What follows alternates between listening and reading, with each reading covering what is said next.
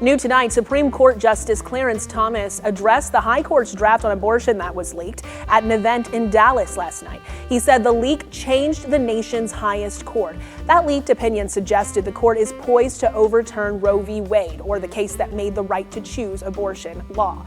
Last night at the Old Parkland Conference in Dallas, Justice Thomas said this is a, quote, unthinkable breach of trust. This is Clarence Thomas, Associate Justice of the United States Supreme Court. Due to his position, the person he is married to, their shared political views, the fact that the Supreme Court has no oversight, they rule themselves and they are appointed for life. Democracy may rest in his ultra-conservative hands. Justice Thomas is the longest tenured judge on the United States Supreme Court, but he does not hold the title Chief Justice. That honor belongs to Chief Justice John Roberts, another longtime conservative justice. The problem is the other ultra-conservatives that form the majority of the Supreme Court. Thomas seems to be the voice behind the These are raccoons, commonly called coons. Coon is also a derogatory term used to describe black people that continually support conservative white opinions of their fellow blacks, even when it is obvious that the white opinions will affect the well-being of the majority of black people. Uncle Ricky opposes the use of the term coon. For Thomas, it is disrespectful to the raccoons.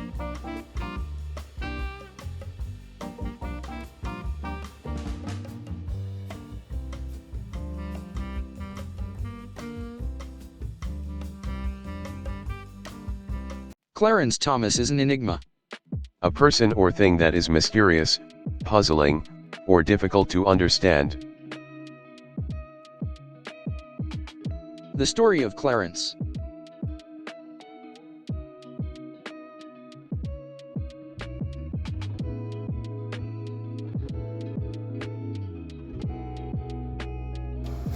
Clarence Thomas was born in Georgia in 1948. He was originally from Pinpoint, Georgia, but his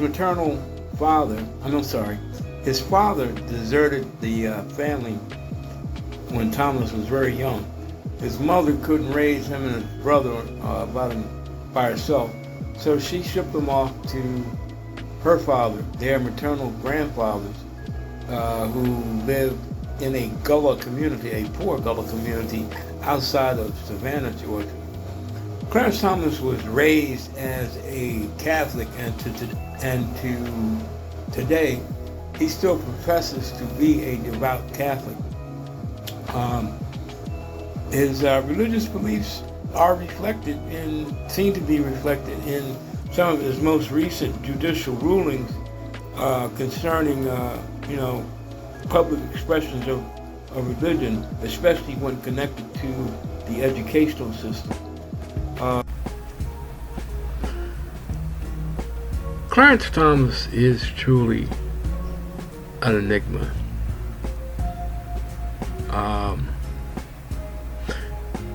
He is the second black man, to be nominated to the Supreme Court. He achieved that in 1991. But even from the beginning, Thomas's tenure on the Supreme Court was marred by scandal. Anita Hill, who was his former co-worker at the Equal Opportunity Commission when Clarence Hill was the chairman of that operation, I believe it was under Daddy Bush, or it could have been under GW, I'm not sure. I need to check that out. It was under one of the Bushes, okay? And she said that when she worked for him, that he sexually harassed her. There was no intimate contact, but it was the beginning of the no means no movement. He was constantly pestering her with sexual innuendos, and it was obvious that he wanted to get a shot. Well, when he got nominated for Supreme Court Justice, Anita Hill felt like that he was not, didn't have the integrity, didn't have the morality to be a Supreme Court Justice, was basically a hypocrite. So she outed him for what he did. And they had a hearing during the nomination, the process, during the Senate nomination process.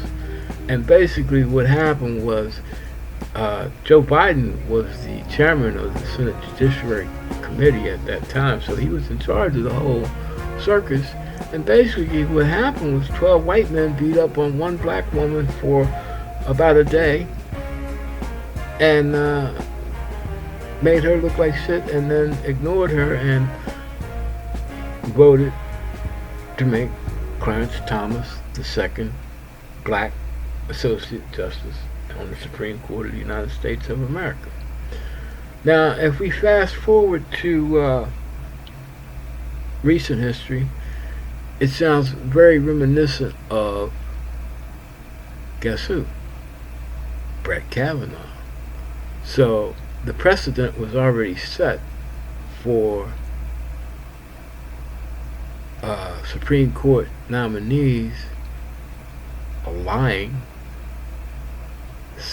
being involved in sexual scandals prior to being nominated, and still being approved to sit on the highest court in the land, where eventually, more than likely, they would have to rule on some type of sexual harassment law or case. The other weird thing about Thomas is that Thomas has a weird viewpoint on equality, racial equality in the United States. Thomas actually believes that white people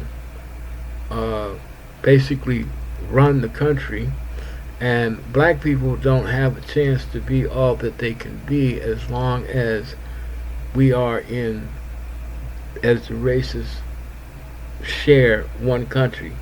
He believes in order for black people to be everything that they can be, they have to have a separate nation. So there has to be a white America and a black America for everybody to live to their fullest potential. I find that kind of strange. It's almost like, you know, a known racist sitting on the bench. And maybe that's why Clarence Thomas has, you know, been called a few derogatory names, like, you know, Uncle Ruckus, Uncle Tom, which if you read Uncle Tom, you would really, that's a misnomer, or a coon. Now, the reason all of this is coming to head is because his wife, Jenny Thomas, was actively involved in the Stop the Steal and the effort to overturn the election of 2020 and install Donald Trump as the legitimate president of the United States. Now, this is America, and everybody has the right to have their own opinions, but when you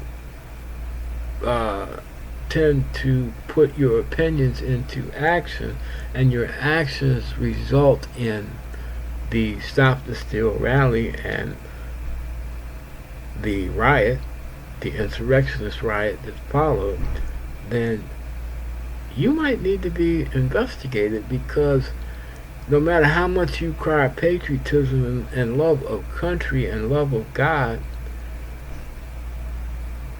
you are trying to erode democracy, which is the keystone of our electoral system and the platform for our government.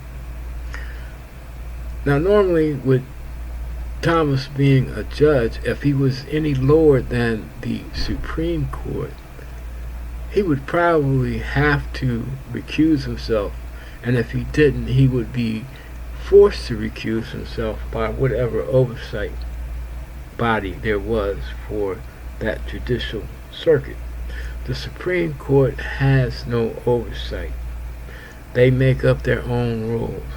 They decide what, when, where, and how, and none of the other two branches of government can fuck with their decisions. That's why when they make a ruling that becomes a law, it's pretty much final unless a future court decides to overturn that ruling.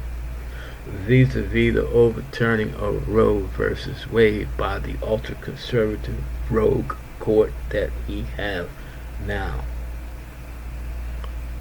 For a long time, many people thought that the Supreme Court as a branch of government was the weakest and most ineffective. Under the leadership, well, I can't say leadership because he's not the Chief Justice, but under the prompting of Clarence Thomas, Samuel Alito, who's another racist asshole,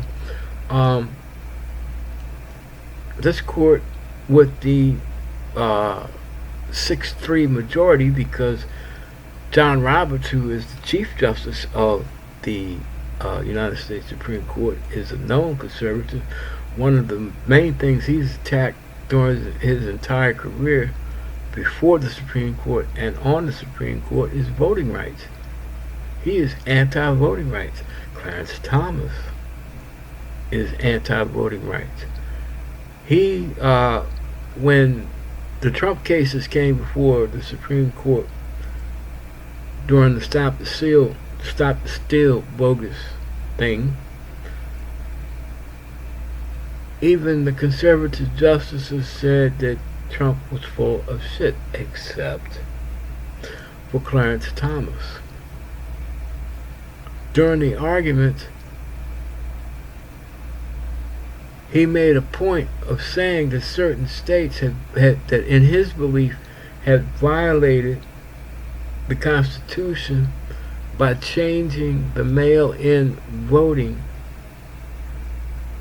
for the 2020 elections without running it before, without making it a referendum before the people of that state. Now, the reason they did that was because of COVID. I mean, people were dying, people were shut in, jobs were shut down, and if they hadn't increased mail-in voting, a lot of people wouldn't have had the opportunity to exercise their right to vote, even though they were registered. Republicans and conservative Republicans, right-wing nuts, said that this gave or created a situation for voter fraud. That was one of the components of the big lie. And here's Clarence Thomas sitting on the Supreme Court bench, an active justice, touting the big lie from the Supreme Court.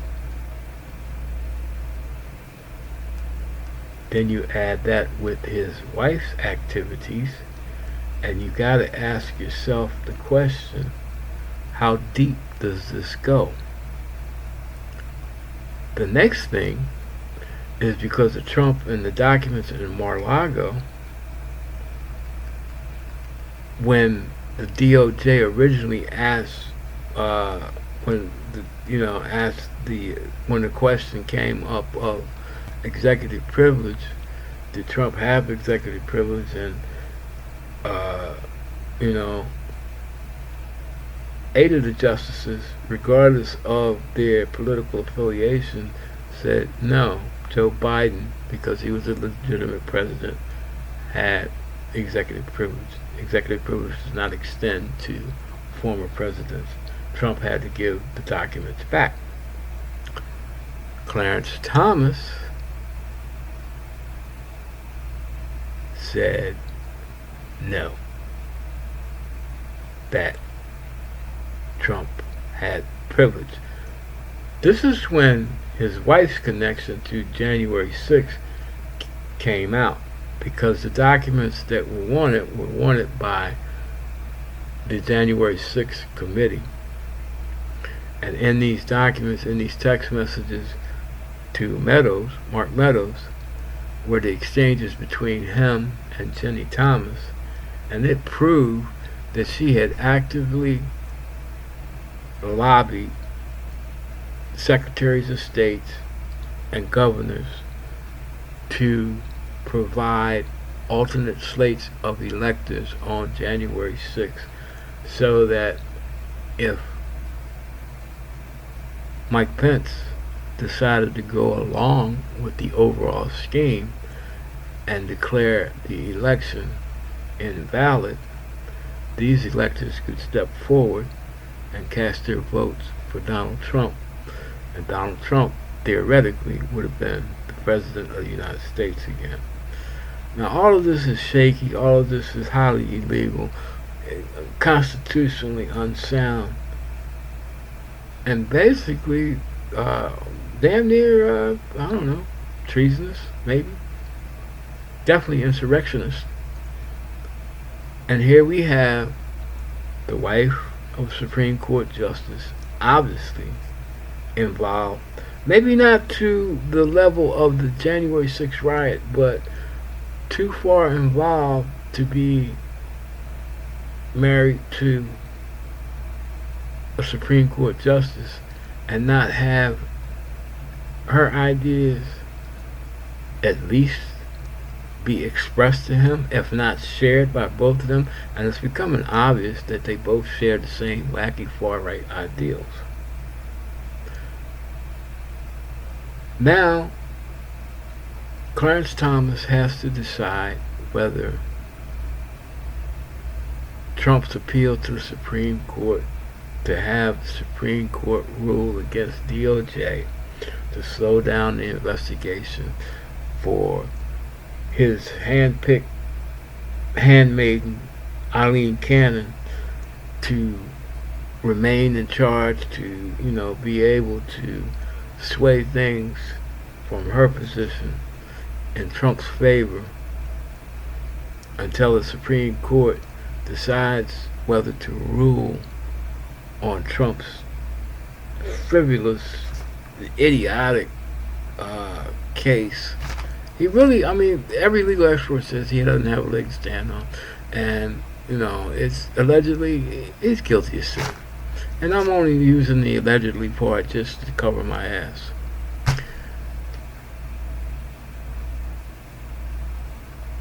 It is a sad day. Clarence Thomas needs to recuse himself, or actually maybe even be impeached, because he has no business on the bench. His ideas, he's already proving on many different fronts that his personal ideas are being reflected in his decisions, irregardless of what the law and current precedent is. Clarence Thomas is a danger to democracy. And the sooner we deal with him, and the sooner we deal with trying to break this majority that the right-wing conservatives have on the court by expanding the court, the better off this country will be. Well, that's all I got to say. Goodbye, good night, God bless, and peace out from Uncle Ricky at Uncle Ricky's house.